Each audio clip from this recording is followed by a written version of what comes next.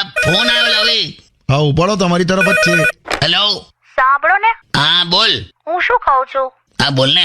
હું હમણાં બહાર નીકળતી હતી તો મને એવો વિચાર આવ્યો કે હું મારા વાળ નાના કપાવું. પણ એટલે એનાથી વજન ઓછું નહીં થાય.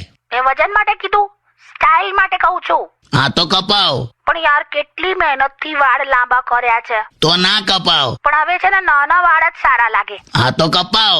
પણ મારી ફ્રેન્ડ એવું કે છે કે નહીં સારા લાગે. તો ના કપાવ. પણ મને એવું લાગે છે કે સારા લાગશે. હા તો કપાવ. પણ જો કાપીશ તો પછી ચોટલો કે અંબોળો નહીં વાળી શકું. તો ના કપાવ. પણ એટલીસ્ટ આમ કપાવીને જોવું તો ખરી કે કેવું લાગે છે. હા તો કપાવ. પણ પછી બગડી ગયા તો ના કપાવ. યાર આમ વિચાર આવે છે કે એક વાર તો કપાઈ જ દઉં. હા તો કપાવ. પણ જો પછી બગડી ગયા ને તો તમે જવાબદાર. ઓકે. તો ના કપાવ. પણ યાર આમ છે ને આમ નાના વાળ હોય ને તો સાચવવામાં બહુ ઈઝી પડે, ખબર છે? હા તો કપાવ. મને યાર ડર લાગે છે. તો ના કપાવ.